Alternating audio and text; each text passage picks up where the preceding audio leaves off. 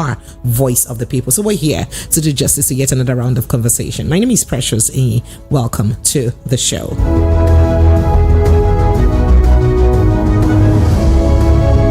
So let's get started with the hot topics that we have for this evening very quickly, shall we? Hot Chief Ozokalo urges Nigerians to be patient with Tinubu. And then Rivers crisis, a year resigned for peace. Fubara speaks amid weaker rift. Moving forward, Nigerian army did not have intelligence to stop Plateau massacre. Attackers have initiative. What? This is according to Defense Headquarters. 11 dead, 1 abducted as Boko Haram terrorists invade Chibok communities. Again, 11 human beings dead, just so you know, not 11 chickens. You should be apologizing to Nigerians instead of your false claims, empty promises. PDP lambasts President Tinubu over broadcast. Let's move further to other conversations, shall we? Be wary of phony diaspora groups formed by Labour Party, others. Nigeria's Diaspora Commission, NIDCOM warns ministries, agencies, and embassies. See, all those diaspora groups that is formed by Labour Party people, just beware of them. That's what they're saying. And then let's go back to Rivers State, where Rivers State crisis activists petitions PDP national chairman to expel FCT minister Nyesom Wike. And then we'll move forward to these. Terrorists take over several communities in Niger. Terrorists take over several communities in Niger State. I beg your pardon. Set up toll gate, collect levies from farmers' residents. In case you don't understand this, let me explain it to you. They say terrorists, them bad people. They don't take over these communities, different communities for inside Niger State. And guess what? They don't mount their own toll gates. And they collect levy for people hand. Even farmers, people where they live there, they go pay levy before them pass. That is the situation in some communities in Niger State. Moving forward, peace in Southeast project, governors declare stands. You may need to read that. For the Plateau Christmas Eve massacre carried out to embarrass, make Tinubu's government look stupid. This is according to Defense Chief. And then, other conversations here. Tinubu's New Year speech, arrogant. An arrogant display of dishonesty, disregard for Nigerians. This is credited to Labour Party. Lagos, let's take a quick break. I will be right back to begin the dissection of these conversations.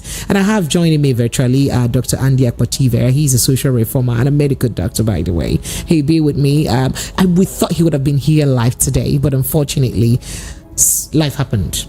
Nigeria, whatever it is, happened. So, he couldn't be here live. But I promise you to bring him here tomorrow. Andia Kwativa is an interviewer's delight. You would absolutely love to, listen to him. But let's take a quick break. We'll return to begin dissecting the conversations one at a time. Stay with us.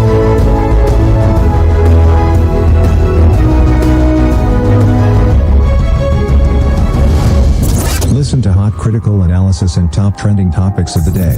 Join Precious, Monday to Friday, 7 to 9 p.m. on The Evening Rush. This is the station that gets you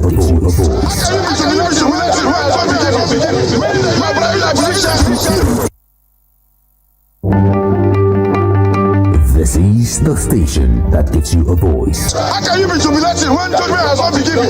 Meaning that you are bribing the judicial. See a lot of young Nigerians who are leaving the country in droves. They are running away to escape poverty. They are not looking at this issue, and I think Nigerians should rise. Many families and properties have been destroyed. Accountability is one of the things that is lacking in governance in this country. Speak with no hindrance. Chapter 4, Section 39 of the Nigerian Constitution, right to freedom of expression and press, states, every person shall be entitled to the freedom of expression, including freedom to hold opinions and to receive and impart ideas and information without interference. Now you have a voice of the people, 90.3 FM.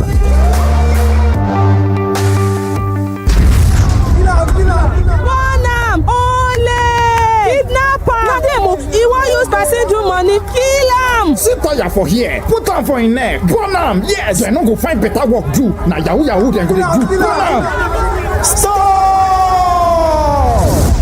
that person where you won't born, if it dey innocent, no go carry person blood put for your head. Jungle justice no good at all. Stop am. You wey light the fire, you no get heart. Say no to jungle justice. You uncle, wey follow for the crowd dey look wey dem dey born person. You no stop them. E dey do you like film, abi? Your hand sef no clean o. You fit enter gbege. Stop the lynching. Stop jungle justice. Under the criminal law for Lagos State, person wey start jungle justice, those wey support am, and those wey just sit down look, all of them fit rot for jail. My name na Benjamin Hundeyin, Lagos State Police talk person. Stop jungle justice. This message now from Lagos State Police Command and VOP 90.3 FM.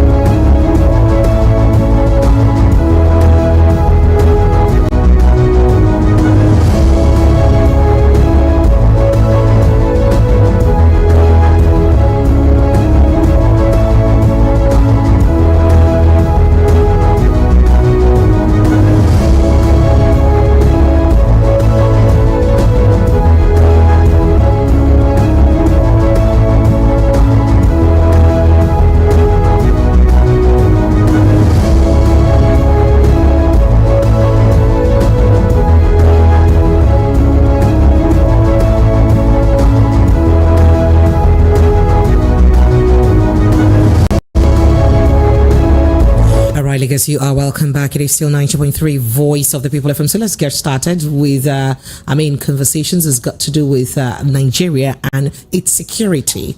As Chief of Defense Staff, General Christopher Musa says, the Nigerian army did not have sufficient intelligence to foil the December deadly attacks in Plateau communities. Now, he excused the army's lack of intelligence capability on the basis that the attackers selected remote areas difficult for soldiers to access quickly. That is, in case you don't understand, make a break and down. They say the people who attack, those bad people, they select areas where they know, say, it go hard for soldiers to enter there, penetrate there.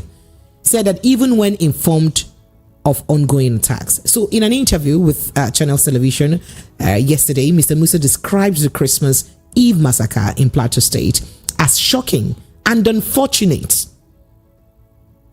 That is a shocking and unfortunate attack that is intended to make President Bola Ahmed Tinubu's government look stupid. Do you understand? Okay, let me repeat that. In that interview, the defense chief said that attack that happened on Christmas Eve in Plateau State, where over 195 people died, that it is very shocking, and the attack is meant to make the administration of President Bola Ahmed Tinubu look stupid. Quoting him now, he says, when I hear people making comments as if it was deliberate that commanders refuse to react, is not true. One thing I want us to understand is that the general area where this incident occurred is not a small area, and people question why the military was not able to react quickly, Mr. Musa said. Further explaining, he delayed response by the soldiers despite distress calls from attacked communities. Mr. Musa said, we all know that in war, the attackers has the initiative. For almost 24 hours, they were attacking. They select the time and place where they carry out attacks based on the distance where you have security agencies. The truth is that we cannot be everywhere. But you know that Plateau and Benue and all those states are vulnerable, are vulnerable, right? You know that we've had cases of issues in those areas, right? So how come you will not be on standby or put those areas on red alert? Are you serious? Well, that's it from the defense side. But let me quickly go further to other conversations surrounding that, where an Islam group, GNI, says the Plateau chapter of Jama'atu Nasri Islam today, Tuesday, visited Governor Caleb Mutfwang over the recent killings in the state, urging stakeholders to be more responsive to early warning signs to avoid a repeat of the massacre. They say everybody where they involved, especially security agencies, make you day responsive. Try to, attack these things early enough so that people will not die. So the GNI chairman, the Emir of Wase, Mohammed Haruna, described the incident as unfortunate and irreligious. Say it no get anything to do with religion. You are fully aware that there are Muslims living with you in Plateau. We felt that with such development, there is need to come to show our love, concern, prayers, support, and suggestions on the way forward. I am saying to the governor that Islam in no way encourages such kind of horror, he said. All right, so bottom line, Islam does not encourage massacre of Christians in any way. That's what he did say. But let's move to other responses about this Plateau massacre, by the way. I already did tell you that the Chief of Defense Staff has already said that, the massacre was aimed at making the government or administration of Bola Ahmed Tinubu look or appear stupid, right? Okay, we did cover that already. But let's go straight to other conversations surrounding that very quickly. Did I also let you know that as I speak right now, 11 people are already dead and one more abducted as Boko Haram terrorists invade Chibok communities? Well, that's a reality. So some armed Boko Haram terrorists disguised in military uniforms have attacked Gatamarwa and Tiha near Shikakiri communities in Chibok local government areas of Borno State, killing 11 persons, not 11 chickens, not 11 mosquitoes, but 11 persons after abducting one lady. Her name is still withheld. Now, the attackers also carted away foodstuffs and livestock without confrontation. That is, nobody even came to say, hey, why not you do this thing? No. Now, reliable sources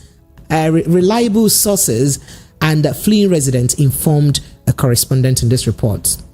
They said this fresh attack came barely 2 weeks after some insurgents similarly attacked Chibok, leaving 2 persons dead and looting houses before setting them ablaze. Setting people's houses ablaze, rendering them homeless. Perhaps they will now go back to IDP camps again. And then yet another one has happened again. Well, we're still talking about that. Terrorists have now taken over several communities in Niger State. They set up toll gates, they collect levies from farmers and residents. This is another conversation too. So the latest development has it that terrorists locally, dubbed as bandits, we give them AKA bandits, even though we know them be terrorists, that they have again carved out a territory in Nigeria's Niger State, such a large state, imposing taxes on residents and some internally displaced persons, IDPs. The same people way bad meant that insecurity drove away from their homes are the same people that are now paying taxes to terrorists.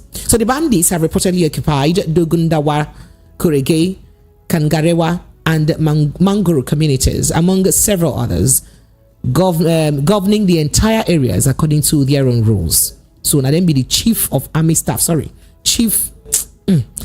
commander-in-chief of those environments. So they have so far imposed restrictions on free movement of goods and persons, forcing people to pay levies before doing so.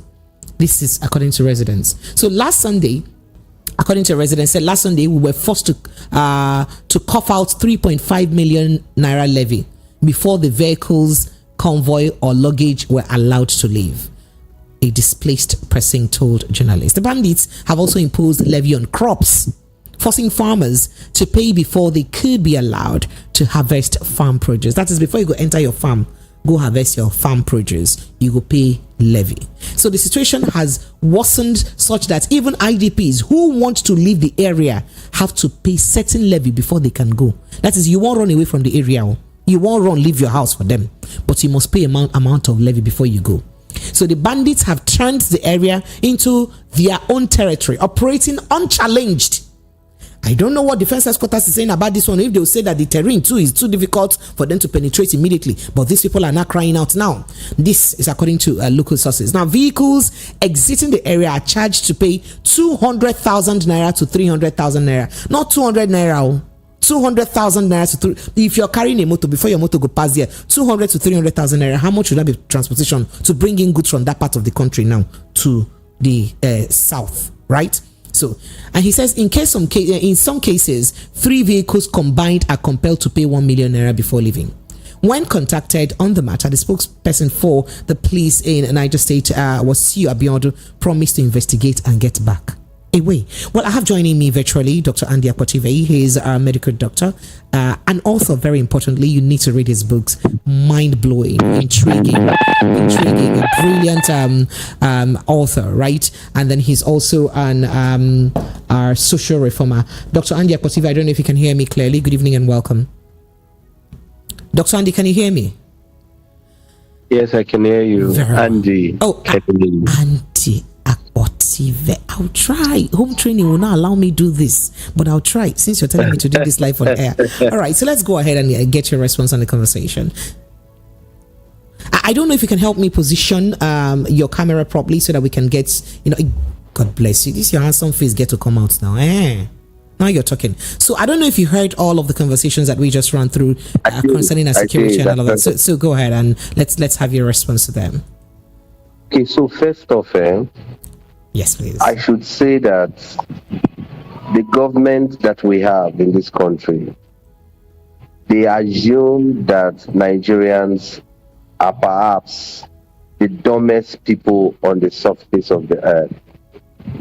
I say that because some of the excuses that we have heard come from this government are so laughable that if you presented them to infants, the infants will find loopholes, will find that these are not plausible at all. Okay, so they are difficult for the Nigerian military. The terrain is so difficult for the Nigerian military to get in. But ragtag militants, ragtag people are able to get into that terrain. I thought the military is trained to get into any kind of terrain, whether in the air, whether on land, whether in water and all that. The military are trained to be able to get into any kind of terrain, albeit or however difficult the terrain are or the terrains are. Go to, the United States of America. We were told, or we were here in this country when we experienced how that they came into our country, into this difficult terrain, to take out their citizens that were kidnapped in this same country. That's the first thing. The first question I want to ask, if the terrain is so difficult, how come the ragtag militants were able to get to that terrain? That's the first question. Secondly, is that I am terribly terrified because journalists are even underreporting a lot of these things. I say that Nigeria is what it is today because we have journalists that are not holding the government to account enough. We have journalists who have become so, permit my use of the word, ballsless, that they do not do what they ought to do, that today they are just going to sit in offices, cozy offices, reading newspapers to Nigerians and not bothering to go and get news for themselves.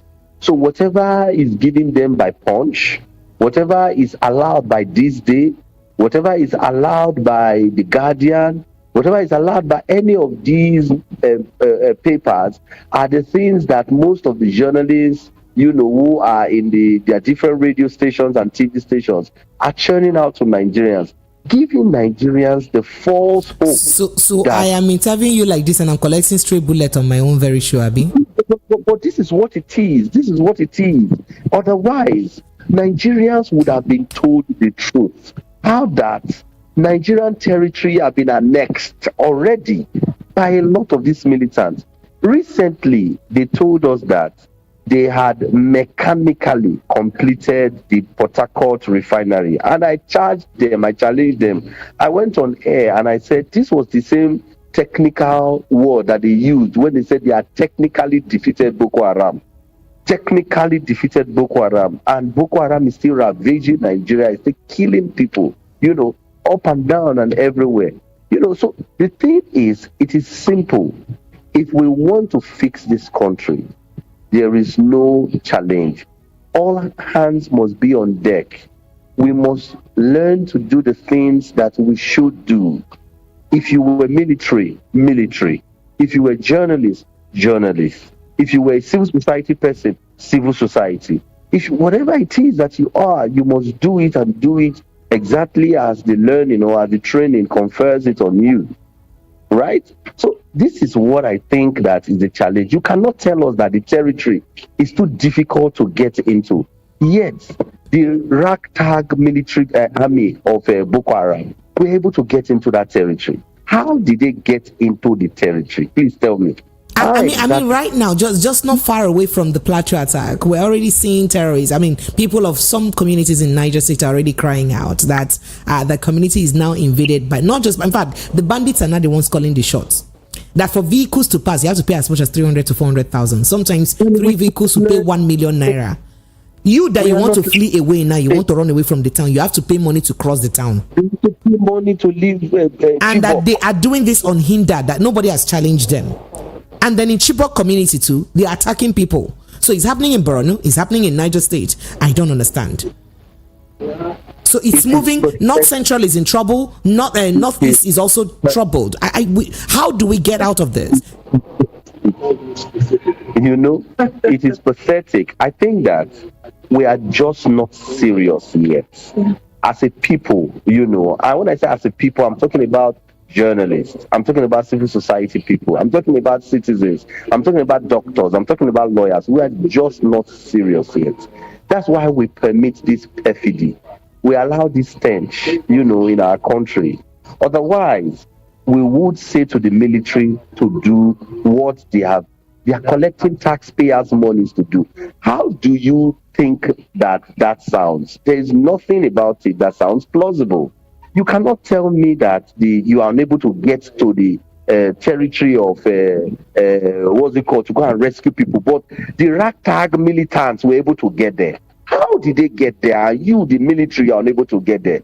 That for me is nauseating. I kid you not. And I'm wondering how that Nigerians are permitting these things, these excuses. It's either you want to be military or you don't want to be military. But do you now agree with the words of the defense headquarters that the attack, especially that of Plateau State, is just aimed at making the President Bola Ahmed Tinubu's administration look stupid? Excuse me? Okay, so what have you done since this attack? What exactly have you done? Okay, so if it was intended to drag the Bola Ahmed Tinubu's government down, what have you done to clean out that impression? When the president was giving his New Year speech, did you hear any mentioning of that? Did you hear any mentioning? A president was giving his New Year speech. Christmas Day, they had just killed close to 200 people. There was no mentioning of it. What action or actions have been taken so that you can prove to the naysayers that indeed, if you intended to bring down my government, see the actions I am taking to tell you that indeed you cannot bring down my government. See what happened in Israel now. See what happened in Israel. It happened, yes. It beat them. It beat their security system, yes. But after that was done, what happened? There was a coordinated approach at neutralizing the terrorists, and they are still fighting. They are extending this combat even to militants in other territories. This is what is government. Everywhere else in the world, sovereignty belongs to the people, right? But the government holds it on the behalf of the people, right? The military, they are the ones that are supposed to protect the territorial integrity of our country. But every Tom, Dick, Harry, and Ali, and Musa can just get into any territory in Nigeria and take out lives from there. See what's happening in Borno again. Today, they killed already the same Chibok communities that made international headlines in the past administration. Nothing learned, no lessons learned, nothing has happened. And you see, my problem is not with these people, these leaders, these dealers, because we cannot call them leaders. If you were leading, you'd be in front of the people, you'd be giving direction, you'd be protecting your people. These dealers, right? If indeed you were going to have them fix this country, Nigerians would have indeed come together to say enough is enough. Enough is enough. Once upon a time, they increased the price of pump price. We said, there is, what did they call that one that was led by the pastor, Tunde Bakare? We're not going to agree. We're not going to agree. They were on the street of Lagos fighting the increment of petroleum product. Today, they are taking lives out. The Constitution says the primary purpose of government shall be the security and the welfare of the people.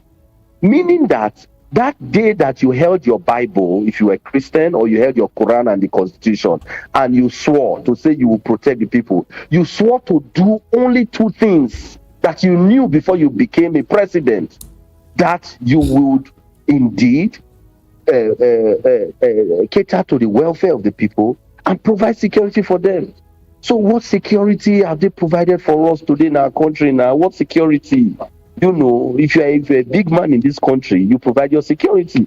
But those who are not big men, they are not secure. They go on the streets and they can be cut down. It's a pathetic situation that we have found ourselves in this country. A pathetic situation. We are moving as like orphans. Orphans, you know, Nigerians are moving like orphans. We have got no parents. Our government is absent. You know, they are doing whatever it is they are doing, drinking burukutu and carrying their babariga everywhere, entering into cozy offices and coming out of cozy offices. That's all they know how to do best. Yeah.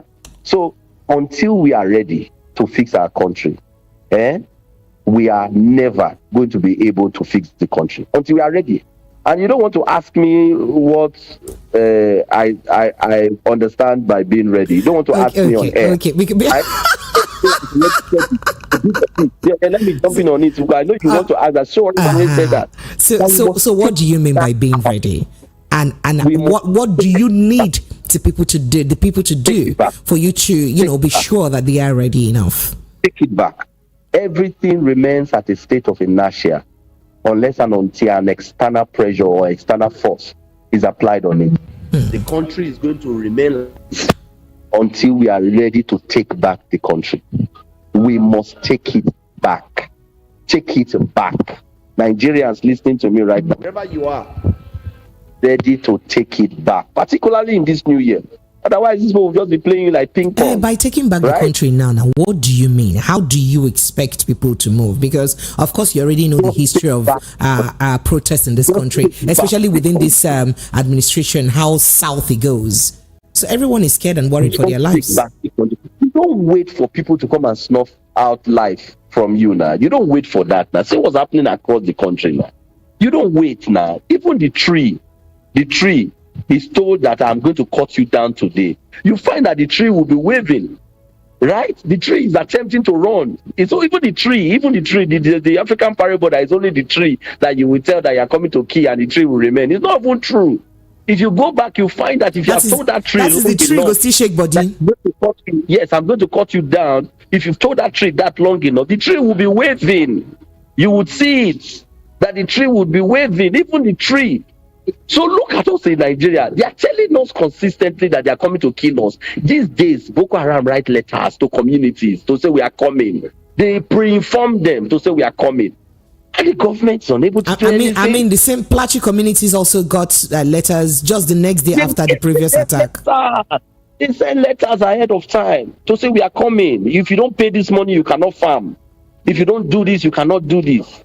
And there's government, there's local government, the state government, the federal government, there are agencies and agents everywhere. And there's something wrong with us as a people. I'm telling you, we won't permit this nonsense. Nigerians, we won't permit it. Right? We will take back our country. Okay, I almost said Dr. Andy, but since you said Andy, all right. So let's, you mentioned the Christmas message and the president not, making reference to the Plateau Massacre. Didn't do Christmas message. It was New Year message. Sorry, New Year message, I beg your pardon. Yes, exactly, New Year message. So, I mean, the Labour Party and the PDP, simultaneously or differently have reacted to that. The Labour Party would say that the speech was arrogant display of dishonesty, disregard for Nigerians. In fact, quoting them, they say, if anything, the speech conveyed to Nigerians the high level of hypocrisy, deceit, and lack of empathy, which has become the guiding principle of the APC's administration, which Tinubu leads. They said a lot, but let's just take a break there and then go straight to what the PDP had to say. So today, Monday, National Publicity Secretary Debo Ologunagba of PDP described the president's speech as harvest. Do you have an opposition party in this country? But we There's do. no opposition. But we do. Oh wow, really? The PDP is an opposition party. Let me tell you. Are you serious? They are all better. Oh wow. There's no opposition in Nigeria. What are they opposing now? What have they said about the budget? But that's exactly what we're looking at. At least it started with the president's first of January of his 1st of January speech. The opposition is criticizing and is presenting a better option. That's what is opposition, right? You are criticizing, you are saying this is bad, and you are presenting a better option. Where is the opposition in this country now? So how do they present the better options when they're not the ones in government? So are you saying that they should actually have presented or given clue to the present administration on how to run things? If I thought that you were doing something that was stupid, right? I would say to you that this is stupid. If you did it this way, it would be better. But if we can be fair, the presidential candidates of the PDP at different occasions have, clamped down on or reacted to some policies of the administration and also mentioned how it would have, how it ought to have been done better. The Labour Party's presidential candidate Peter B is also not different, because he also mentioned different things, different occasions where he did mention that things would have been done differently. It would have been done XYZ way. One that I can remember very well is the president's wife's, the plenty money for the refurbishing of the different houses of the president and the vice president and the president's wife's car. Where he did mention that Nigerians, a lot of them have been estimated to be hungry in the early months of this 2024. That money would have gone a long way to do XYZ, for the people and all that. So that's also solutions that were profiled. And I mean, this is one out of many others. Okay, if you say so. It's not if I say so now. It is. I am giving you now. At least I'm the journalist now. I have these facts now. They are facts. Yes, should I get the tweets and read them to you? Okay. No opposition. So you think they're not doing good enough? They're not doing enough. That's what you're saying. The Minister of Humanitarian Affairs under President Muhammadu Buhari left office. What has happened to her? Since Adi Seraki, whatever his name is, aviation left office. Mr. President's investigative consultants. Private consultant fingered the humanitarian minister, but it's just that she's not been arrested yet, but she was fingered. What are they doing? The opposition parties, what are they doing right now? Are they not supposed to be drumming support in that direction to say that these people fleeced Nigeria of this amount of money? These people guide us. These people did this thing to us, presenting facts, and they are supposed to be holding the jugular of this current government to say, we expect prosecution of these people. Why are we continuing as though, these ills and evils, quote and unquote, did not happen to us in this country? So, why is opposition? We are waiting for this. Are you saying that the PDP's reaction to the president's New Year's message by saying that he should rather be apologizing to Nigerians instead of making false claims and empty promises It is tokenistic. They just want to speak English. They just want people to know that we said something about it. Opposition is not that. Let me tell you, the only opposition you have in this country is Serap and Showore. We don't have any other opposition in this country again. The only opposition, Serap and Showore. Everything you call opposition in this country is gibberish. See what Serap is doing. They say this thing is wrong about this government, and they are doing something about it. If you do our judiciary is still, I don't want to talk about it today, but at least they're taking action. Maybe some other time we'll talk about the judiciary, right? But you see, they go to court. They go to court to pursue these cases. So Ray is digging out facts. Is going the extra mile to contact people, consult people to get fact, counter fact, and pressure the government to do certain things. Where else are you finding opposition now? Is it these people who want to port from PDP to APC tomorrow? Is it the ones that want to port from Labour Party to APC next tomorrow? Come. There is totally no opposition in this country. And the people, we are the ones permitting it.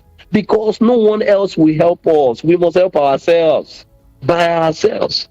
If we are willing to help ourselves, nobody will come and help us. So God in the Bible had told us of the number of years that the children of Israel were supposed to remain in captivity, right? And the time came and passed. They were still in captivity until a man stood and said, enough! I recognize that by the books, we were not supposed to be in captivity till this time. And then they left captivity. God is not about to come and save us in Nigeria. We must be willing to save ourselves. You as a journalist, every one of us must come together in concert and say enough is enough. We want to take back our country, lambano our country, take it out from the hands of the hyenas, take it out from the hands of, these evil men who parade the corridors of power as leaders, evil men who are at best dealers. Take it back from them, that we might become a country again. Oops. All right. Let's move straight to, I wanted us to go to River State, but then let's make River State our last stop. But let's go straight to what Ojo Zakalo said. So Senator Ojo Zakalo has called on Nigerians to give the Bola Tinubu administration government, federal government more time to fix the economy. You say you understand, say things, they hard and all that, but you guys give it some time. According to him, he said Tinubu was working assiduously to reposition the country's economy and restore its lost glory. I mean, this is in line with what you're saying so far, right? Quoting him now, he says, the APC government is cutting the cloth into pieces. Say as a tailor, before you go sew the thing together, you get fine cloth. You get to scatter the material, then cut them into different pieces. So say before you sew a cloth, you first cut it into pieces before you start sewing the cloth. So Tinubu is busy cutting the cloth into pieces as at now. So give us another 3 years or 2 years. People are suffering, we understand that. Give us more 2 years or 3 years so that the clothes will be ready, so we can wait. So Ojo Zakalo is not somebody we should be listening to. You need to cut before you sew it. Let me tell Ojo Zakalo and everybody listening right now. If you were going to sew a babariga, the way you cut it, a person who understands what sewing is will know that this is babariga's cut. If you are going to sew a danshiki, the way you cut it, people who know that will know that this is a danshiki's cut. If you are going to sew an agbada, the way you cut it, people who are in that industry will know that this is an agbada cut. The way he's cutting this material now, does it look anything like is the cut that will fix Nigeria? Does it look anything like that? You should ask Ojo Zakalo that question. This cut we are seeing is not one that is akin to fixing a babariga. It's one that, indeed, by looking at it as Nigerians, we see that we are reaching the end. Let me tell you medically, if you did not catch a cancer cell as quickly as possible and address it, there is something that is a quantity that is called metastasis that is going to act on it, that by the time it spreads over time, it's a lot difficult to arrest it. When I hear politicians say, give me time, give you time, what? It's a 4-year term. This is over 7 months. It's a 4-year term. We should give you time till when? Till 3 years, so that the cancer cells would have spread everywhere in the body. I don't understand how these people speak. I'm again telling you that they think we all are fools.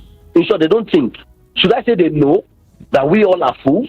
Because if we indeed we are not fools, why are we permitting these things now? The moment he's saying that, Nigerians should have attacked him to say, by the people say that by their fruits you shall know them, right? By their fruits you shall know them. By the cut of the material, we can tell what kind of he wants to sow. We can tell. What can you tell? They have removed subsidy. Okay, they say they have removed subsidy. That's another lie that was told us. Subsidy is not. Why do you think that's a lie? Subsidy is not a different cut. It's a big lie that was told you that they have removed subsidy. But the government itself said that for the past few months now they've been saving about 1 trillion naira every month. That's a lot of money. But it's just that it's not clear to us why we still have 1 trillion naira saved every month, but we're still borrowing money from other countries. But then that's what the government has said. Let me tell you what they have done. They merely removed the number of thieves that were benefiting from this subsidy scam. The number of thieves and put it in the hands of a few thieves. That's why you're seeing that it seems as though they have saved a few things. They removed it from the hands of the number of thieves, the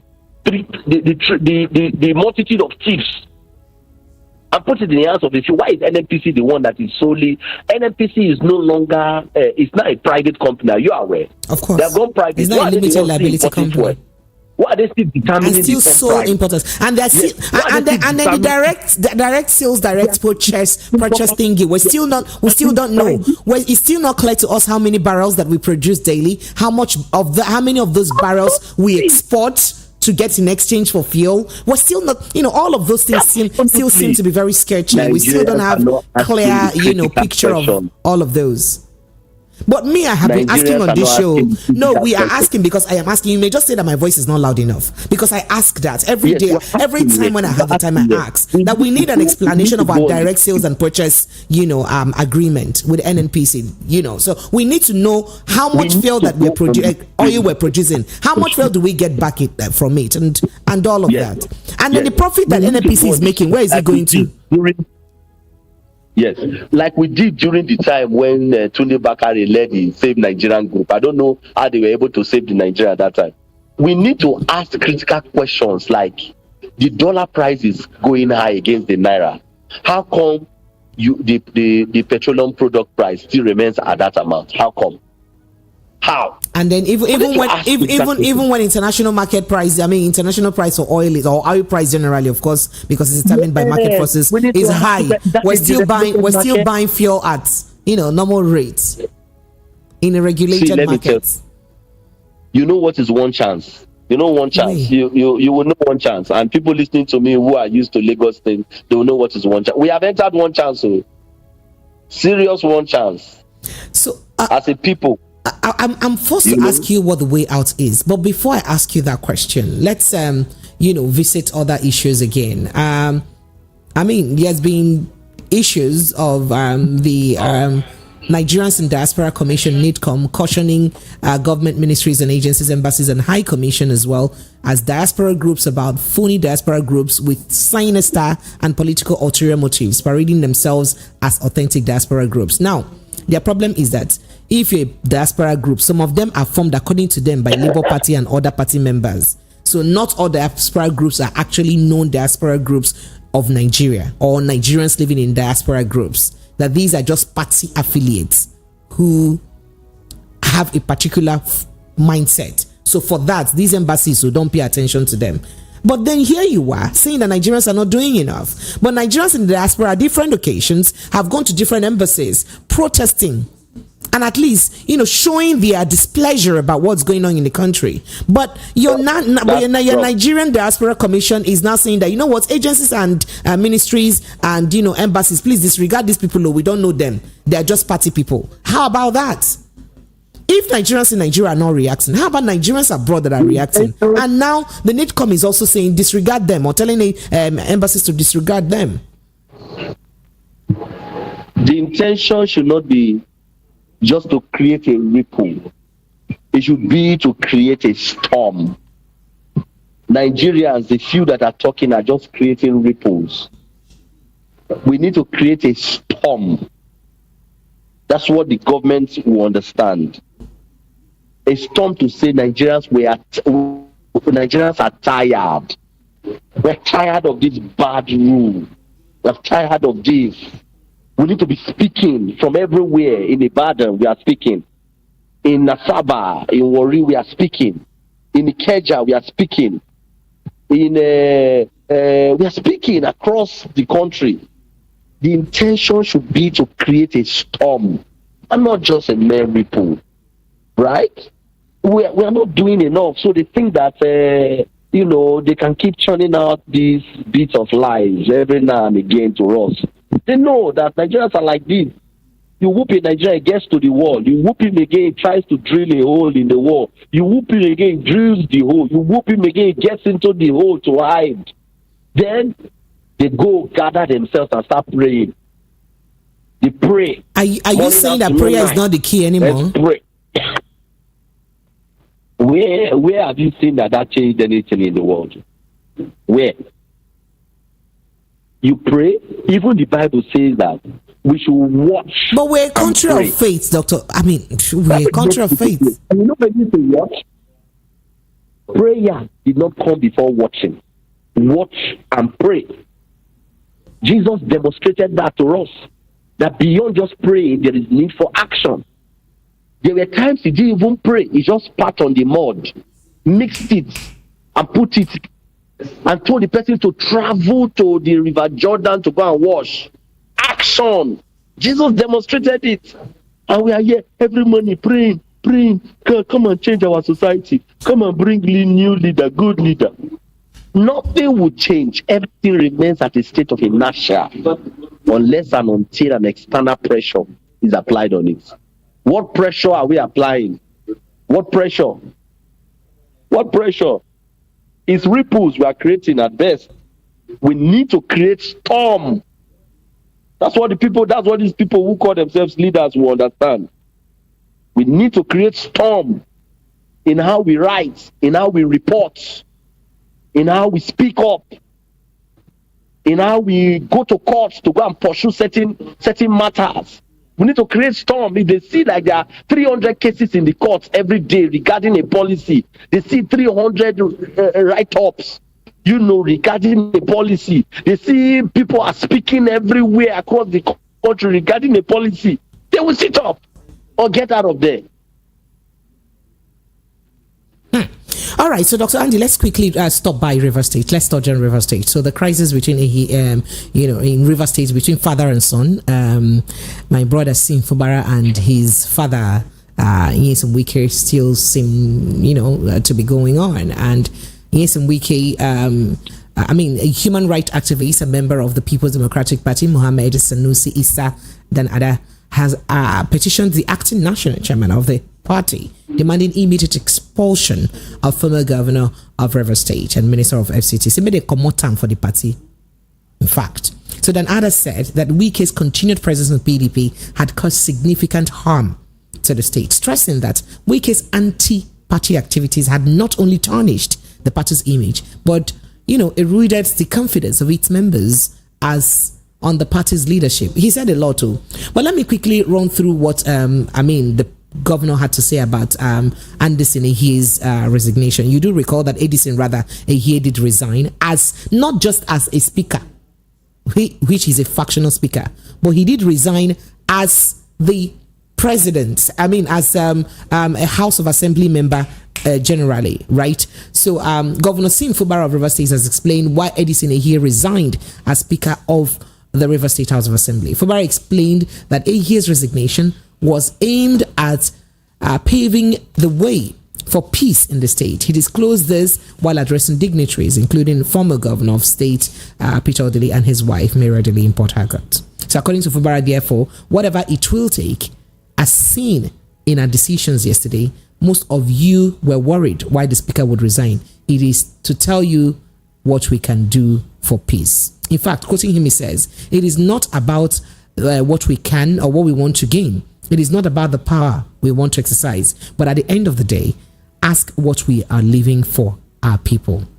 That's, that they are living for their people. Well, he said a lot, right? But Lagos phone lines are open. I think we've lost our connection with Dr. Andy. We've tried to reconnect with him very shortly. But let's go straight to take your calls now, taking your calls. The phone lines are open, 0700 903 903 903. There's a number to call. 0700 903 903 903 and 0700 903 9039. These are the numbers to call to reach us. The 0700 903 9039. It's our WhatsApp line, so you can do us a WhatsApp message on that phone, and would connect with you immediately and take your message or perhaps call you. Pick your calls, right? If you call us via WhatsApp. But if you want to call us on direct call, is 0700 903 903 903. Hello, good evening to you. Madam Precious, good evening. Good evening, sir. Happy New Year. Happy New Year, sir. I was your birthday yesterday. I hope everything went successful. It went well by the grace of God. My prayer for you, you will live to see more years to celebrate in your life in Jesus' name. Everything that you are giving out to people, Your blessing shall be uncountable. Amen. And your blessing shall be like an Atlantic ocean. You can never get dry. Amen. In Jesus' name. Amen. Oh, you're putting me for the talk. Leave my matter first. Okay. Now, thank you. I want, first of all, let me start from Ojis Okalo. Ojis Okalo should go and sleep. When he was a governor for 8 years in Abia State, what did he do? If we have a reasonable country, will Ojis Okalo be a senator after looting how many billions of naira from state's pocket? I am coming out to tell us that they should give the government time. So do you have evidence of him and the looting? Ma? Do you have evidence of him looting? It was in the court. It's not a hidden thing. It was in the court. Oh, okay. It was in the court. Didn't he go to jail? He went to jail and came out and continued as a senator. It's not that I have an evidence. It's in the public domain. Now, what Dr. Egwuatu is saying is that he's just saying nothing but the truth. We have entered one chance. If Nigeria don't wake up to fight and get their country back, we are just wasting our time, because we are giving power to guy men who are there for their own personal interest, not for Nigeria. God bless Nigeria. Happy New Year. Thank you so much. God bless you too. Thank you.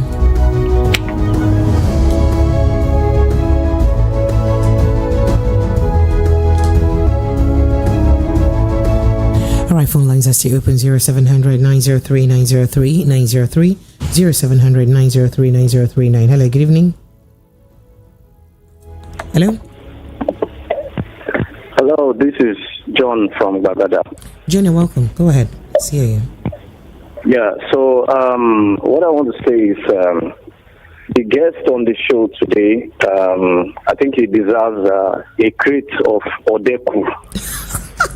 Oh, yeah, buy and come. Tomorrow he's coming live on the show, so make sure that you buy the crate of Odeku and bring for him, eh? No problem, no problem. Thank you. Tonight is nothing but the truth. We have really entered one chance, and there are only two solutions to the problem of Nigeria. One of them is to totally destroy that slave document, which we call the Constitution. Why do you call it a slave document? It's a slave document because it's one of the things that has put us in this condition that we have found ourselves in. And the second thing that could be done is we need to go back to regional government, because this federal thing is not working. It's not working at all. So those are the two things that I think will be able to solve the problem of this country. In your opinion? Thank you very much. Thank you so much. Thank you. I appreciate you. Thank you. Right. Hello. Good evening to you. Hello. Good evening. Yeah, good evening. Good evening. Good evening. Welcome. What's your name, sir? Where are you calling from?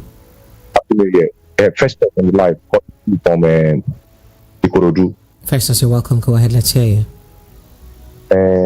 Sorry, the guest. What the guest is just saying, everything. My brain, as he's just saying it and he's breaking it down. My brain,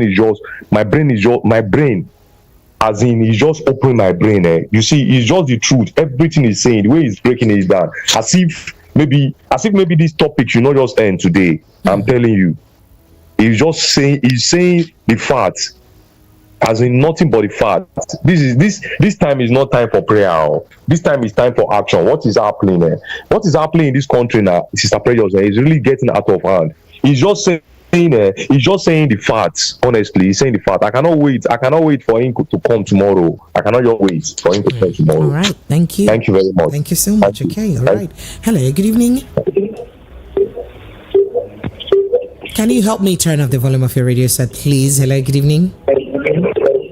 Unfortunately, you're not ready to talk with us, so let's go straight to our WhatsApp messages. We'll have tons of it there. Let's begin to do justice to them one at a time. All right. So this here says, good evening, Precious. Happy New Year and congratulations on your appointment. Thank you. Concerning the security in the north, like I always say, there are water under the palm oil, gold melon from Osho descent in that. And then he says, all right, unfortunately, I can't play that voice note.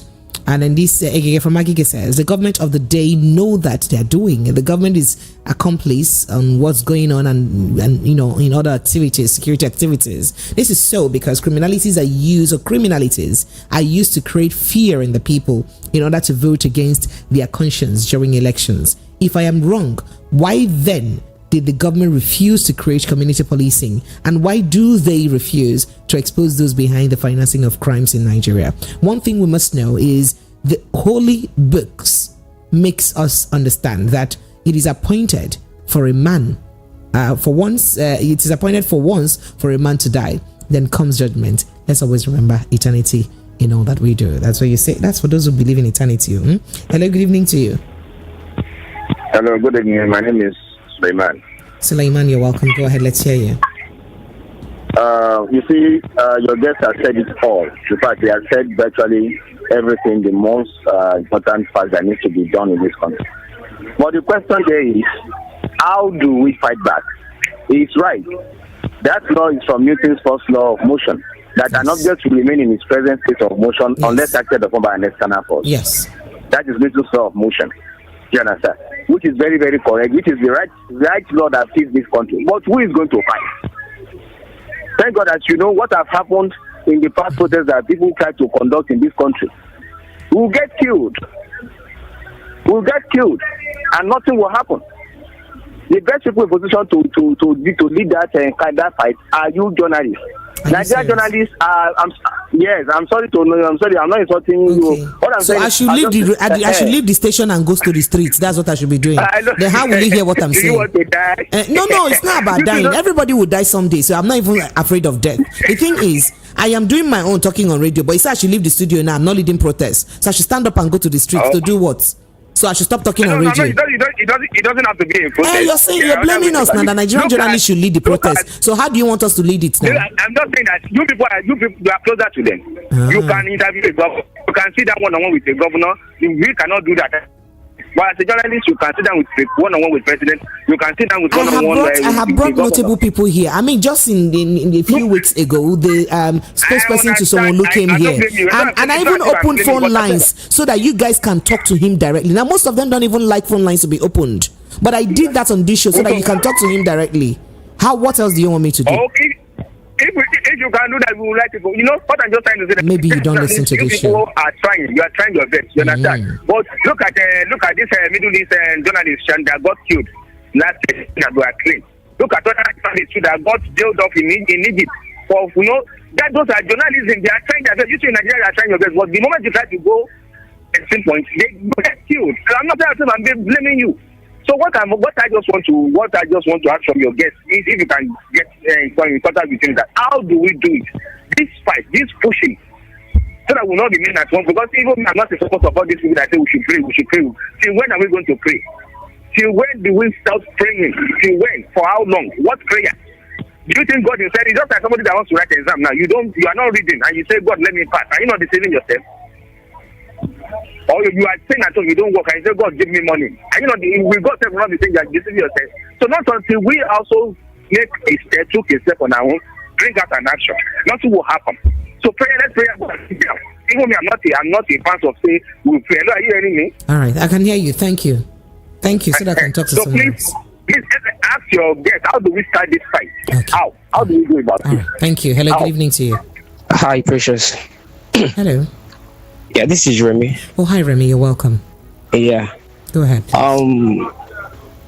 People like you, posterity will judge you in your line of profession. I've been listening to you for a while now, and I probably there are things I can say about your reportage compared to most broadcasters, both on radio and on TV. So just continue what you've been doing. You've gone out of your way to report so many cases that are not even reported on newspapers. Exactly. Here on your show. Yes. You've done a lot. You've gone out of your way. So posterity will judge you. You are not caught in that web of what your guest said. You know, most of you guys are being gagged. You guys are being gagged. You are being asked to report what you are being told to report, not what you guys come across. But out of that, you guys still report, some of you guys, very few of you guys report what is, as in what the news is. That aside, I quite agree with some of the things your guest said.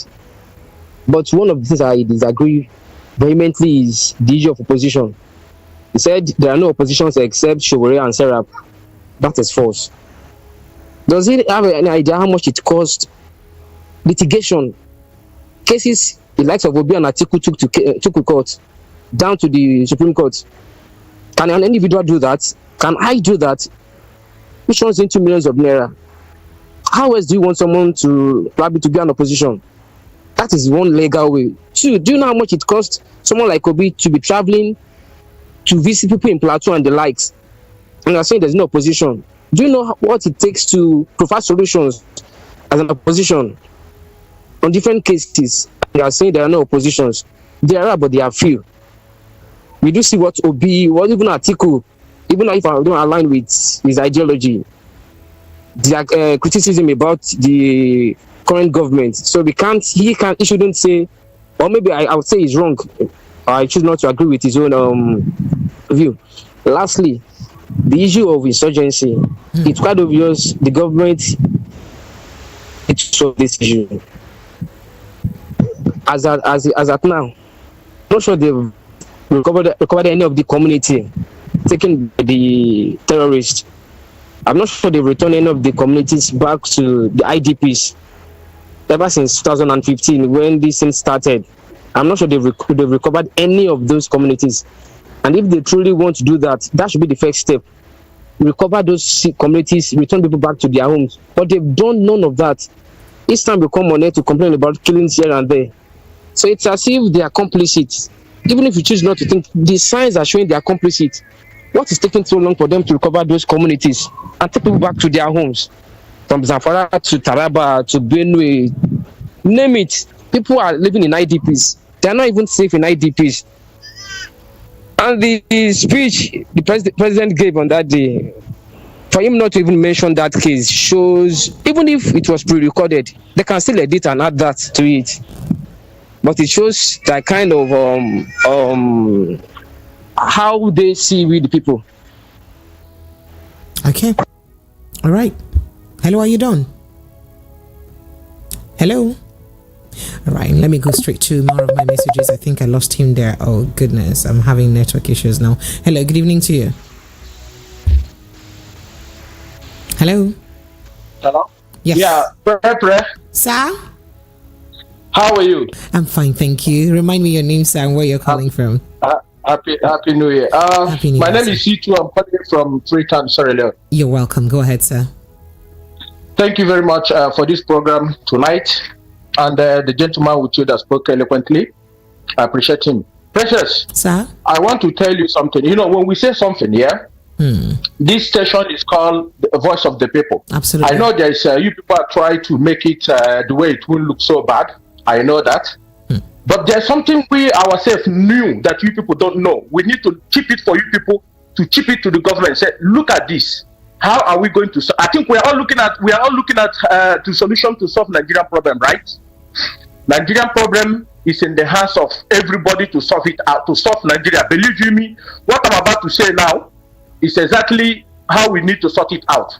You know, let me start for this insecurity, this killings of Christians in Nigeria.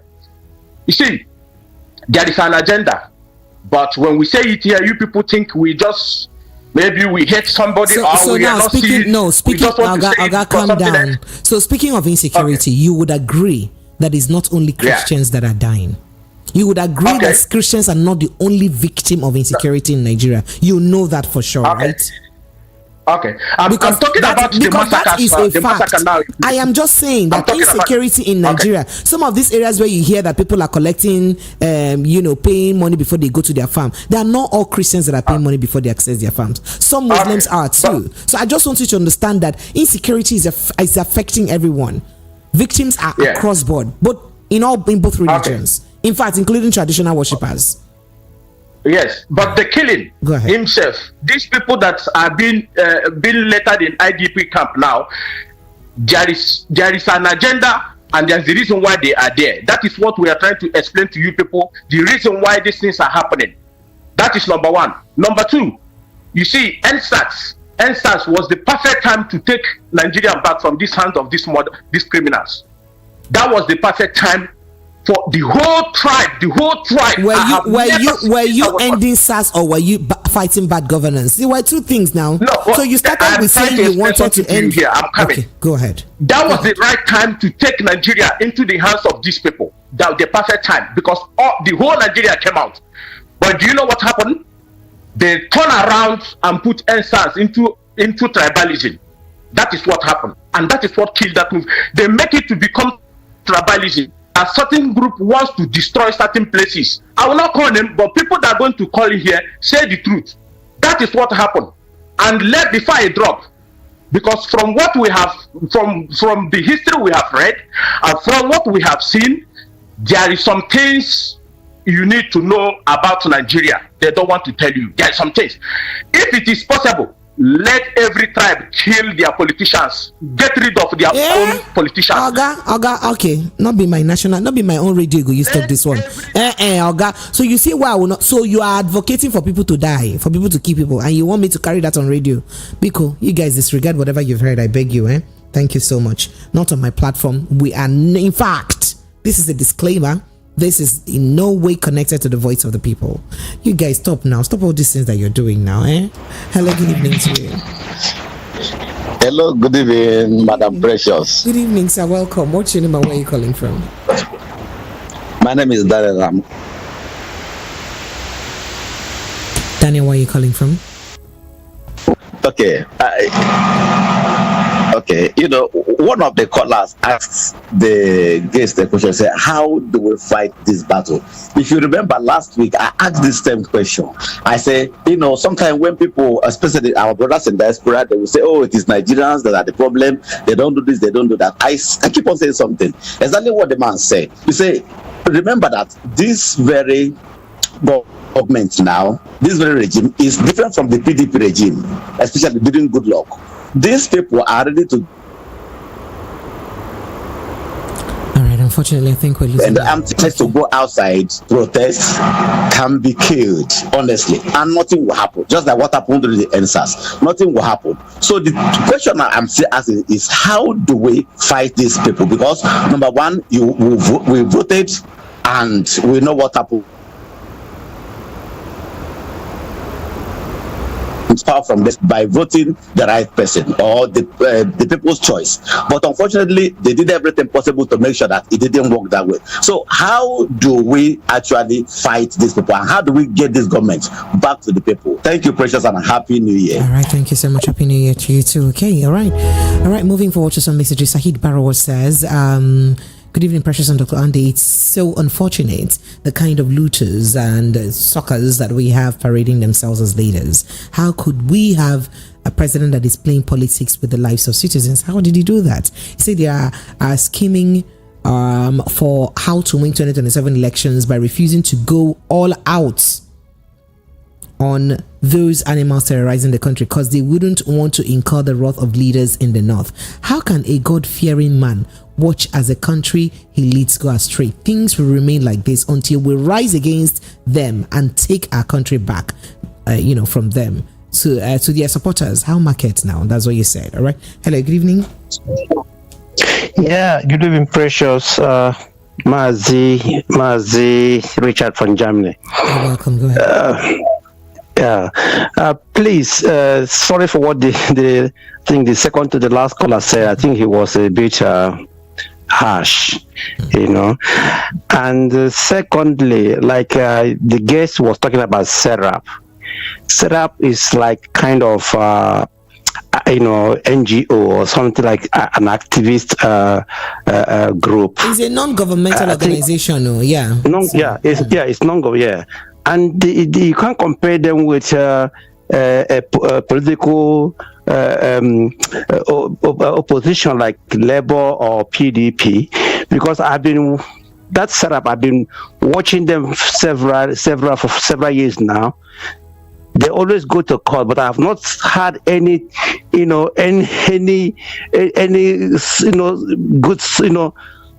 good results from them. They'll go to the court, and all of a sudden you won't hear them anymore. They'll push cases to court, and they'll stop there. So it's not like a PDP or APC PDP or Labour Party.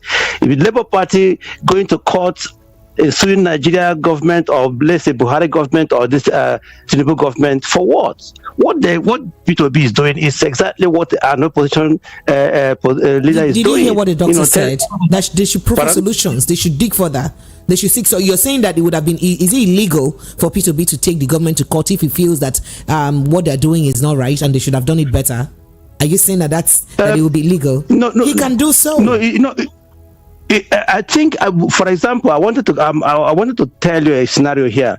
Last year, an opposition party took this current government now here in Germany to court to stop it from this 2024 annual budget. And because the court here is free, the court looked at their petition and everything, and they said yes, that the opposition were right to go to court. They stopped that budget. That is why even the finance minister last year didn't go to this what do you call COP in Dubai because of the crisis, the budget crisis. Didn't go to that Dubai last few months. So this thing can only happen where court is very, very, very free, where there is nothing like government court and opposition court. Court is here free in Nigeria. I don't see Nigeria court being free like that to listen to oppositions in such situations. Well, have they tried? And what they're saying is that they should try. If they try and it doesn't work, it's different. But there should be an effort.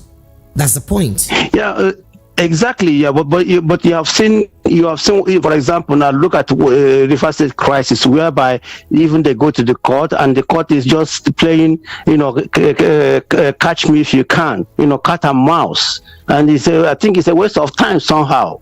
Because it's going to court, and the court is not serious. It takes court how many months to finish just a little case. That's the big problem. That's why my own opinion. That's why the oppositions are not even ready to go to court. They only talk and talk and talk because they know that the court is not free. And secondly, your guest was talking about protests. The way I look at it, honestly, there will be no tangible protest that will shake Nigeria, status quo. Look at NSAS was an example, but because we are so divided in Nigeria, imagine now starting a protest against this regime. Now, the Southwest will see it as, you want to topple Tinubu, who is our own. The same thing that the Northerners said during General Buhari. So Nigeria is a complex. I do say it's a very big complex, whereby I don't know how that country will be walked. Because it's not going to work. A very huge protest from the north to the south to the east. It's not going to happen because we are divided, along ethnic and religious lines. So, and that is what the politicians are, using, and doing whatever they want to do, because they know that their own people will support them.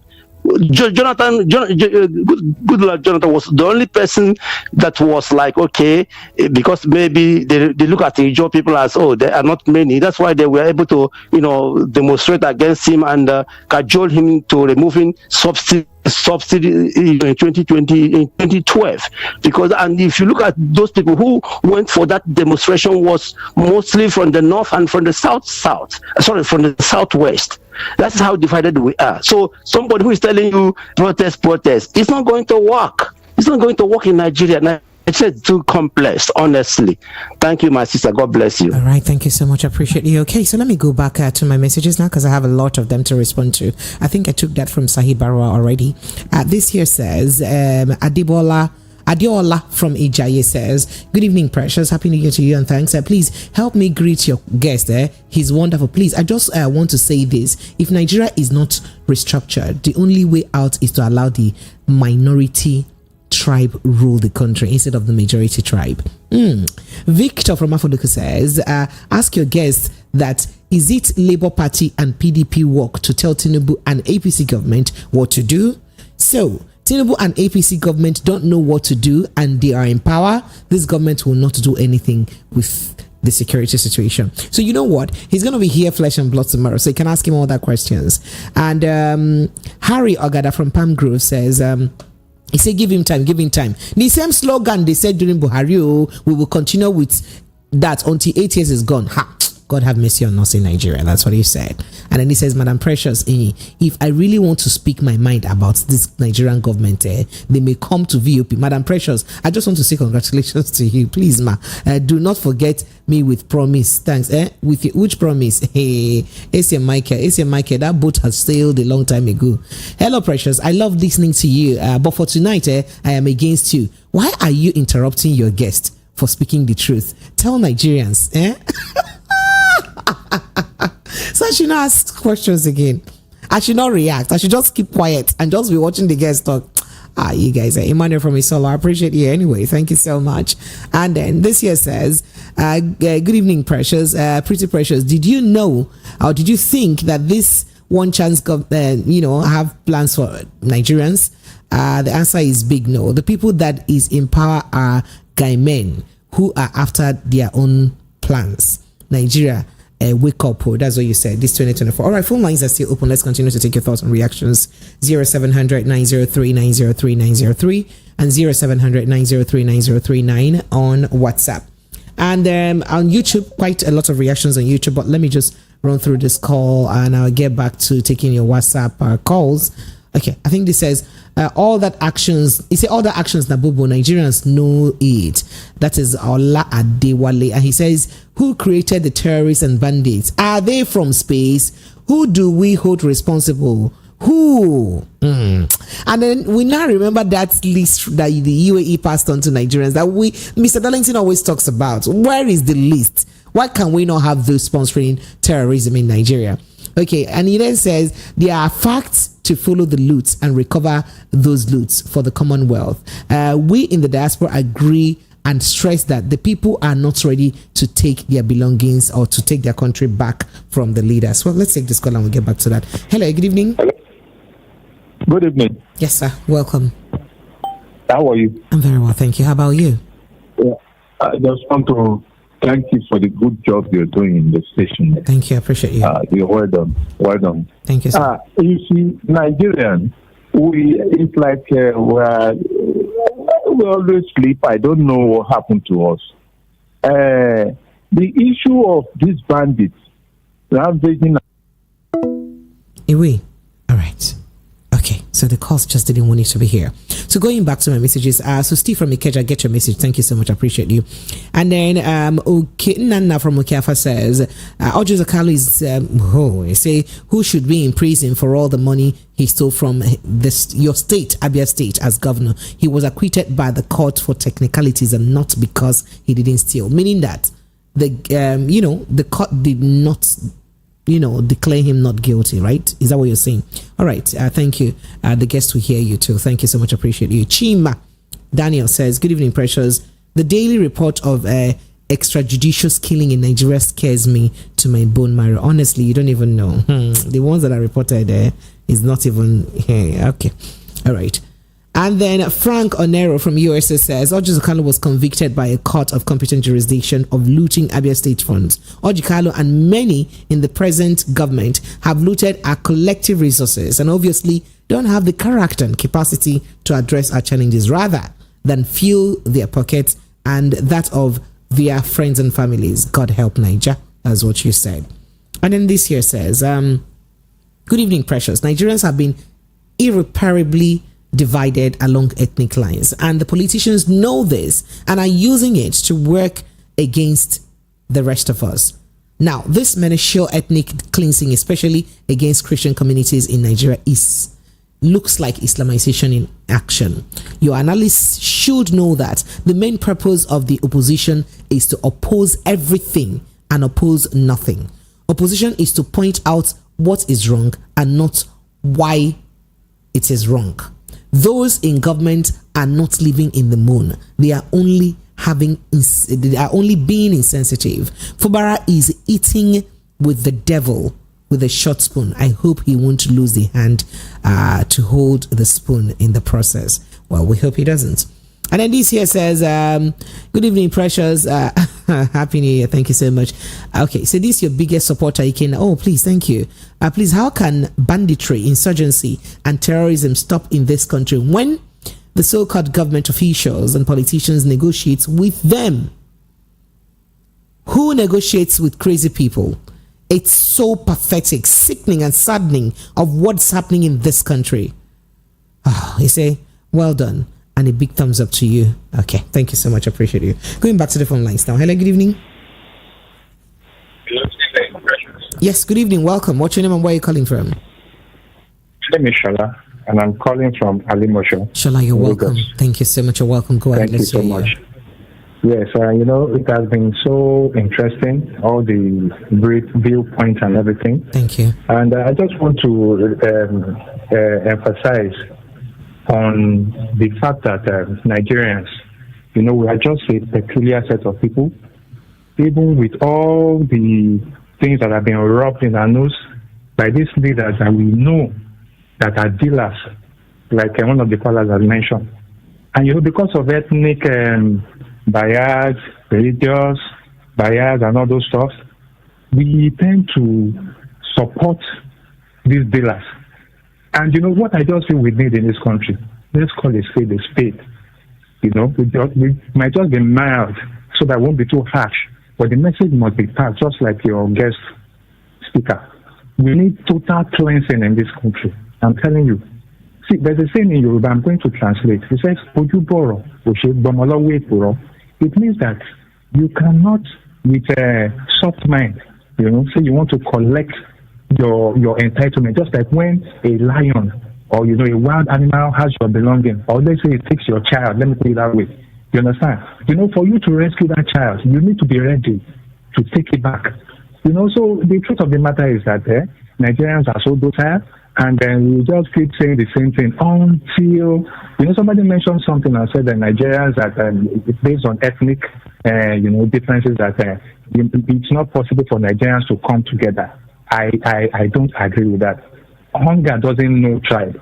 I'm telling you, look at what happened recently. I wanted to say the Ebing Power situation in Lagos Island. In fact, precious, your head is there, you sabi. I just kept laughing. And we said it. We should do away with sentiment. All we need is competence. Where is the restructuring that we have been talking about? These are simple things that can solve the problem of this country. If you ask the present president now, that grabbed it, he was an advocate of restructuring. Ask him now. He's so comfortable on that seat now. Power is all what they want. They want their name to be in the record. But what are the legacies they want to leave for the people? All they are doing is suppress the people with all those sentiments while they keep dealing. Nigeria is a company. So until we grab it by ourselves, I'm telling you, we are just deceiving ourselves. But I see it coming. It will just be spontaneous. Thank you very much. Thank you so much. I appreciate you. Thank you. All right. So let me go straight to some WhatsApp YouTube messages. All right. I have quite a number of them still. Back to Ola Adewale. He says, there are facts to follow the loot and recover the loot for the commonwealth of the people. And he says, when in the diaspora, okay, yeah, I said that. Shepherd it says, please, the name of the guest. Okay, he's Dr. Andy Akbotive, right? And then he said, okay, doctor. He said he's on fire. For this Sako says, Christian Association of Nigeria are either timidly or complicit in the Islamization agenda in Nigeria. About a month ago, British Foreign Minister David Cameron declared Nigeria an Islamic country. Are you serious? Yeah. Victor Isom, you guys. Okay, Victor Isom says 100%. Oladewale says the former governor has PDP in the crutch, and the reason he cannot be expelled. So solution one is fight corruption. How many investigations have you done in your line of duty to solve issues? Chuka Ekwe says, good evening, beautiful precious. As for me, I know and believe nothing will change this year. My sister, something will change in Jesus' name. Don't wish us that. Something will change. And then for this, Seke says, 4 days Sako says, it was Femi Falana that turned the End SARS protest into ethnicity by saying that Nnamdi Kanu, who is not Yoruba, was instigating the destruction of Lagos. Adrian says, beautiful, happy, thank you so much, appreciate you. Prince Will Obika says, precious promise. He said, us the Nigerian go. He said, one day Nigeria go better, right? Okay, thank you, Prince Will, appreciate you. Chuka Ekwe says, Nigerians are not fools to the watch with the weights. In time, everything under the sun will change. Nothing our politicians can do to stop the money. He said the money will never stand the test of time. Adrian says, Dada at Adeboy Adedayo says, precious, why are you doing eye service? You won't he said you won't read my message on WhatsApp. That is why people call you APC spokeslady. Why do you expect from your president and his ceremonial service chiefs deception? And he says, precious, why are you doing okay? Thank you. Actually, I don't read that. I don't even want to read that 2 times. Are you happy? Thank you. Hello, good evening. Hello, good evening. Good evening to you. Thank you. Welcome. What's your name and where are you calling from? My name is Mr. Debati, just calling from Ocho. You're welcome. Go ahead. Let's hear you. What I want to say is the former Andia State governor is smart. Nigerians supposed to think smart on it or think about it. The way I have an open issue is what they will try over. The way I disagree with it is when we say that Nigeria do not have a opposition. Hello? Go ahead. Yeah. You and I know that 2015, I think from 2012, when APC started opposing Goodluck, they have not one day require any solution. What they do is to criticize Lambert and all that. They have not provided any solution. And it's only as a country that you see another solution, you will not criticize and still give you solution. But here in Nigeria, you know that everybody has the same thing that you want to do. So if I sell my own gold for you and you use it, if I get it to you, 2015, Buhari said that he knows what to do that will end Boko Haram under his nose. Why did he get good luck with that thing that he would do? But he did not do that. Even when he entered there, he could not do it. 2012, when Jada wanted to remove subsidy, they ganged up against him and said, no, it cannot be. Whereas they know it is the best thing to do. Former governors came up and said that the DFC did politics with that subsidy that they came out to take against that block that time.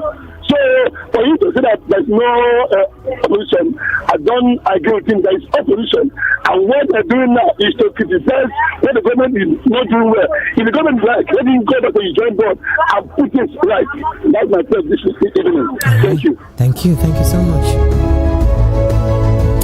Okay, so going back to more messages here. This says, Happy New Year, precious. Wait, the message is linked to say, Borno, the home state of Shetima, is occupied by some terrorists collecting tax from farmers and murdering innocent citizens and burning their houses. It was so ridiculous for Shetima going to Abia to tell Igbos that he and Tinubu will bring peace to Igbo land. It's not even funny. The southeast is the safest region in Nigeria with the lowest death toll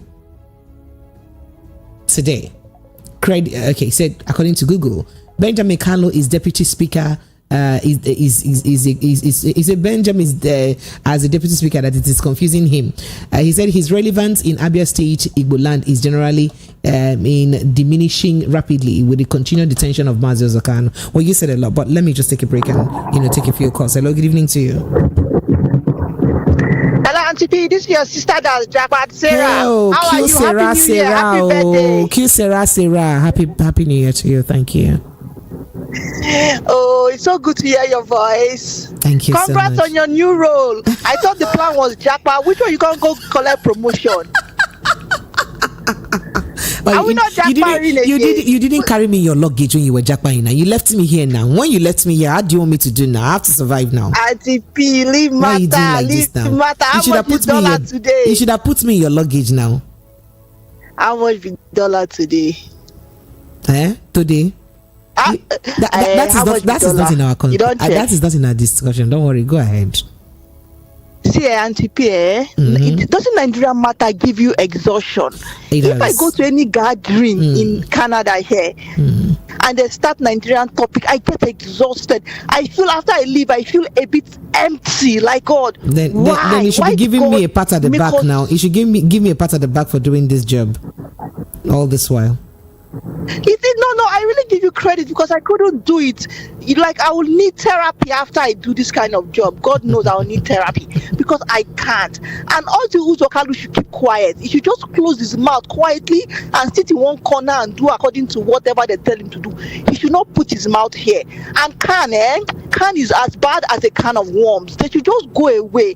What happened in Plateau? They even talked about it in Canada news now. They're making it seem like they're massacring Christians in Nigeria. It's just so embarrassing. Very embarrassing. See, if Tinubu does not get it together, if he does not get this thing together, this security issue together, anyways, it is well. 2025, I wish everybody well, We will not cry this 2024. But let me let you guys know that dollar, I went into the future market, Naira is going to crash. So when you make Naira, just quickly go and buy dollar. Just be saving your dollar small, because there's no hope for the Naira until some drastic changes are made. Anyway, Auntie P, I beg, why are you cutting our hearts like this now? This thing you're doing is not good. I'm not cutting. When are you coming back so that you carry me in your luggage and go back again now? I bet my papa said done the old self. I need to come and see him. Do and come back so that you put me in your luggage, Biko. Auntie P, I not put you down smuggling. I know they do smuggling, I beg. Come back to this Nigeria. Let me see you. Thank you so much, Sarah. Thank you. I appreciate Happy you. New Year, Happy New Year to you. Enjoy. Thank you so much. All the best. Bye. Try Thanks for taking calling. a break from this job and try. I will for your mental health. Do my best. It is well. Thank you. Bye. Thank you so much. Bye. All right. Okay, going back to my message. So that message I was reading was from Ostino from Olodia Papa. He says, since violence and killings of Nigerians and has been normalized by this government, both the kind of pro-max violence they will experience all over Nigeria if anything happened to. Well, he said a lot. Well, I appreciate you. Thank you so much. And then here this says, I agree to your government. Amidowu from Ojo, Lagos. So you see, Precious, I feel annoyed when I hear people saying, let's pray for our country. If God that we carry gun, what? Is it God that will carry gun to fight insurgency in Nigeria? What happens to the prayers we've been praying since 1960? Instead of things to get better, things are getting worse. Nigerian government wants the security to end in 24 hours. It will end if they actually want it to happen. He said a lot anyway. I appreciate you. Thank you so much. And Patrick Oyenta says, appreciation, Madam Precious. I'm glad to inform you that I seamlessly collected your birthday largesse. Oh, thank you. He said yesterday, I pray the good Lord replenish for you. Thank you. He said, like Oliver Twist, you're asking for more. No. I know they give you more. Ghana. Wow. All right. Thank you. I appreciate it. I'm glad that you got it. I wish the rest who got it could also, indicate interest the way they did when they were requesting for it. Good evening. Thank God you acknowledge it is not only Christians that are being killed in the north. Mr. Darlington said it is an agenda to wipe out Christians and other tribes. But I tackled him all came for me. But we want military, But what we want is military up their game because they will still try. They're still trying. Tunde, that's what you said. And then, okay, going back to a few calls. Hello, good evening. Hello? Hello, good evening. Yes, good evening. You're welcome.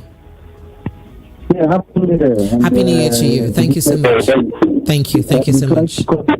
I'm so sorry. I don't know. Your output is so bad, but just go ahead. Let's see if we can let you finish up. Okay, Oscar from Badagry, you're welcome. Go ahead. Okay, thank you so much. The only question I just have in mind is just a rhetoric question. If, for instance, the military take over this government of today, Do you think we are prophecies in those northern part of Nigeria will still be neglected? The military health government will make sure that under the police, IG, they go into investigation. Unfortunately, your output is so bad. I may not be able to continue with the call. So sorry. Except you can call us back. But we'll be taking a quick break now, and then we'll come back. When we come back, we'll go straight to our step down conversation. So on our step down conversation, let's look at New Year prophecies. What's your take on New Year prophecies? What do you really make of them? All those New Year prophecies that this will happen, I see this, I see that. I really like your sincere opinion. What do you make of them? Let's, offload the stress of Nigeria a bit and look at another way, stress of Nigeria in another way, but in a more relaxed conversation now. After the break, Lagos, stay with us.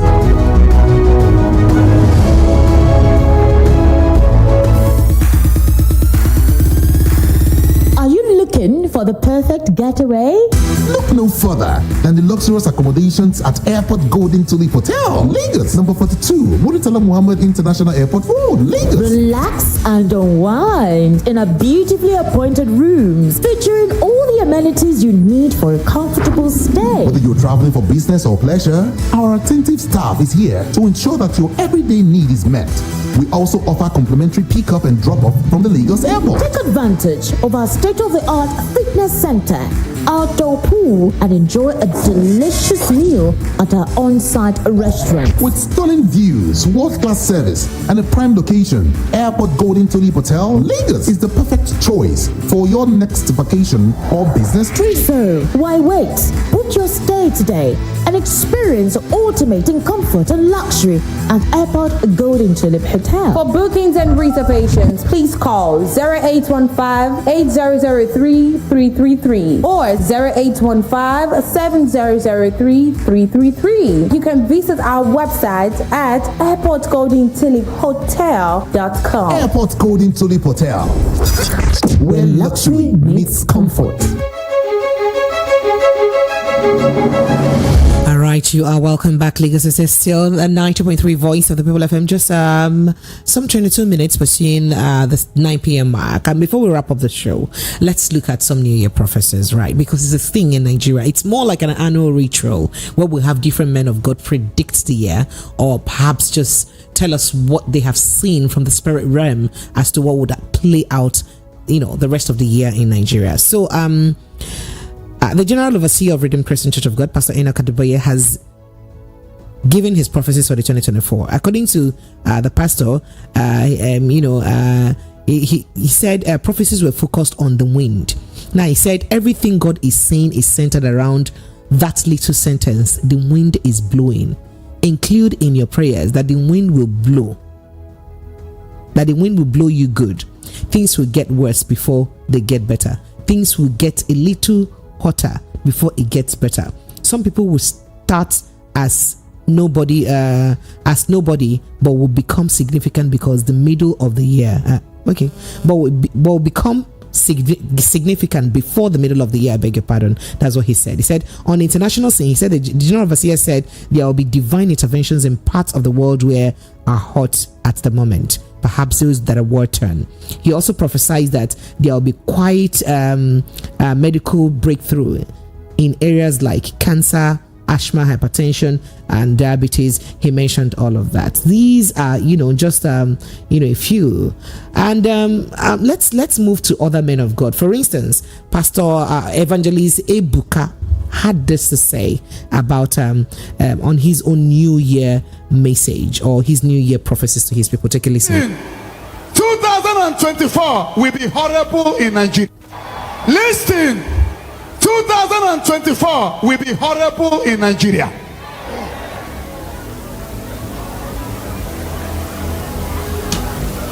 But this year, 2024, will be your best year.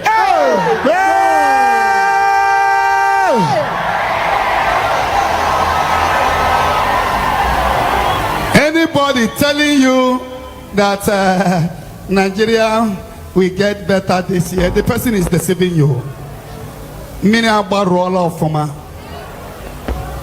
My concern is you. And the Lord said to me, because the only thing that makes me happy is to see uncountable thousands of youths, boys and girls, coming back to Jesus. Agula. When I was praying for all of you, I was told that this year I should come to announce to you. I heard it clearly. I should, son of man, you have prayed for Nigeria. Pray for, this is how it came. You have prayed for Nigeria much. Pray for your people, that in this dark time, that they will have reason for testimony. Listen, listen, 2024 will be horrible. All right, so I actually just use, there's been lots of prophecies by different men of God, but I just gave you these two as examples, right? So that we can wrap up because we don't have time. Okay, or we can, move on very quickly because we do not have all the time to run through all the prophecies of all the men of God this year. So what's your sincere take on these New Year prophecies? Right? I really love your opinion.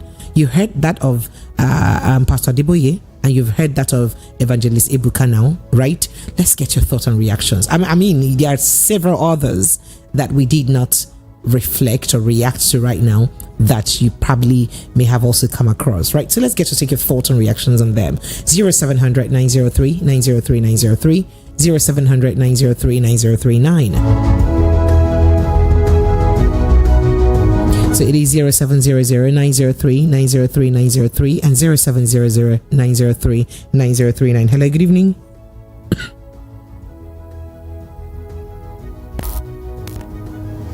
Hello, good evening.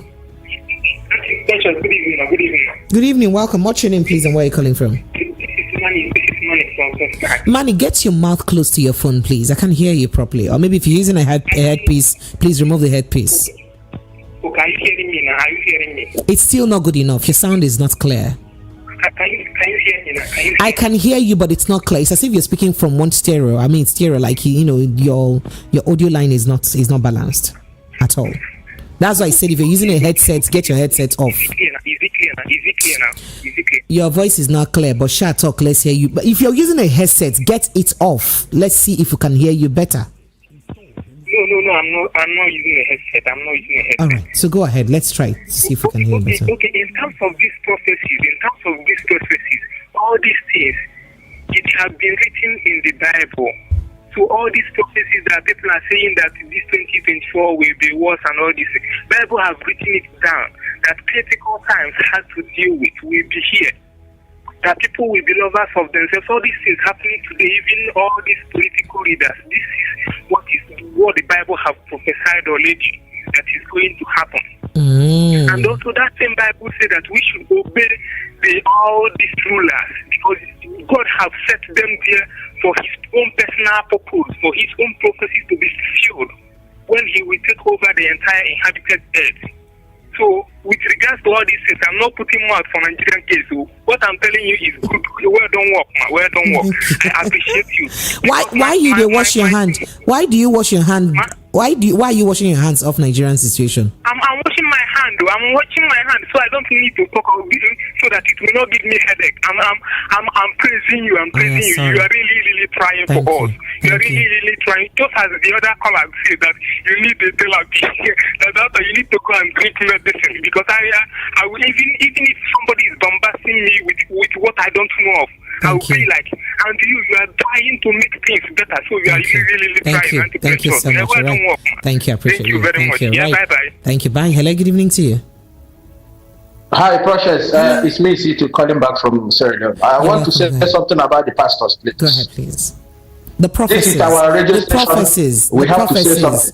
The prophecies. You started though. When you call now, please don't come and cause wahala. Yeah. The prophecies. No, I won't. I want my precious. I won't. But I have to say my mind. You call me your precious finish, and then you now come and put me in trouble after calling me your easy good. I'm not your precious. So. You don't like me. No, you are my prepper. I will put in trouble. But about the man, I always say my mind. Right. Quick one. Before, after holding the politicians responsible, the next people to hold responsible is the pastors. You get me? Why? Yes. After holding politicians responsible for the atrocity, for all the crime they have committed against innocent people in Nigeria, the next person again to hold responsible are these pastors. I don't want to use bad word before you cut me off. I say it again. After holding politicians responsible for the genocide and atrocity they have committed against innocent Nigerians, Thank you, sir. Thank you, sir. Sorry? Thank you, sir. I said thank you. Let me finish. Because you know why? They are the people that are supposed to tell the masses that hold your government responsible. But they're telling them Jesus will come and fight for them. That's a crime against humanity. See, let me tell you something. I am an Igbo man. The same way Bukobi, you play his record now. The same way Bukobi, we saw him where in the tape, it's on the tape, where he said that he does not criticize politicians because they are the ones that pay the most tax. What I'm telling you is in the record, in the video. So tell me who is fooling who. These people will never make heaven if there is one. Thank you. Oh, this Oga. Hello, good evening. Good evening. Please, you're welcome. Well done. I call you back. My name is David. I'm calling from Ikorodu. David, you're welcome. Go ahead. Let's hear you. We are having problem in this country because we have failed to speak the truth, both the masses and the government. The criminal that are rampaging the north. One of those politicians, APC, says they are the one that imported them to come and fight for election for them. And it is high time they should send them back. After that man made that statement, the man died. And secondly, the issue of praising past presidents, like Jonathan. I think you remember when the Chibok girl were kidnapped that then, it took Jonathan 15 days before Jonathan reacted. These are the things until then. But these militant, criminals have been killing people in Nigeria, and any other government that followed Jonathan's have followed Jonathan's step and style. It's only APC have overdue things, and it will still continue. We are not up to now. This government. But Tinubu government have not even made any statements concerning those that killed in the Plateau, which is very bad. It is very bad, and it is high time now Nigerians rise up. We have to, organize ourselves in group and go to Abuja to tell these people what they are doing is very bad. They don't even bother about Nigeria. Thank you so much. All of us are in problem. We are facing the problem they caused for us. It is very bad. It is very bad. The issue now is not an issue of tribalism or tribe of whoever that is there. We should but you know that we're not even talking politics again. We are actually talking about prophecies. Okay, you're carrying us to where we've left already. Yes, but I appreciate you. You know, the other time I wanted to call you, my credit get associated. I have to. Sorry, thank you. You've made your mind. You've made your point anyway. I appreciate you. Thank you so much. All right, thank you. All right, so this here says, please, precious, where is Anosike? It's been a while. So Anosike is almost every evening with Esther Wachiko on our television station. You don't know that we have a television station now, right? Okay, that's VOP TV, right? So you should go watch us. Our breakfast show is on Flick every morning at 7 a.m. Watch us on YouTube at VOP TV Live. VOP TV Live on YouTube. I'm sure you'd enjoy everything that we dish out for you. Hello, good evening to you. Hello. Hello, good evening, Precious. Yes, good evening, sir. Welcome. What's your name and where are you calling from? My name is Emmanuel. I'm so glad that you picked my call. Thank you so much. I'm so glad that I had to do that too. Precious. Sir? Do you know one thing about Nigeria? One thing about Nigeria is that Nigerians are living in self-deceit and self-denial. The reason why I say so is that Nigerians inside the church think that they are totally different from Nigerians that are outside the church, receiving the prophecy that they will be they will be better than Nigerians outside the church. It's just a hypocrisy.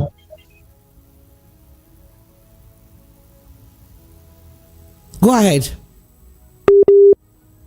Hello. Hello. All right, we lost you. Let's run through some messages very quickly. Yeah. Okay. So this here says, okay, this here says, who don't know? Okay, who didn't know that things are bad? I beg, let them go and rest. Joe. Look at statements, very contradictory. Francis from Lagos sent in that message, and this says, okay, and okay, oh wow, everyone in your family, oh wow, please extend my wishes to them. She'll be 70 years. Your mom, please greet her for me. Unfortunately, I've exhausted. So this charity thing is not continuous, right? So that everybody will not be lambasting me. It's only on the 1st of January I did that, and I picked a substantial amount of people from, on air here to give out to, and some of them are even still here to pick up their stuff from our security post, right? So and I'm done with that list, and it's gone. Nothing is remaining again. Otilo, everything is finished. So please, in case you're planning to make further requests, know that I'm done with the list. It's 1st of January, just to mark my birthday. I do this every year, so forgive me if it didn't get to you, but don't worry, next year is coming.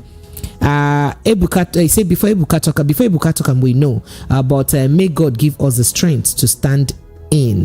Onyeka Chinwachuku from Ajayi State sent in that, and he says, good evening, precious. This is psychologically talk by the pastors. If they give them hope, they will bring out more money. Mr. Jude from Okotaba. Haba, is that the direction you're looking at it from? You guys, wow.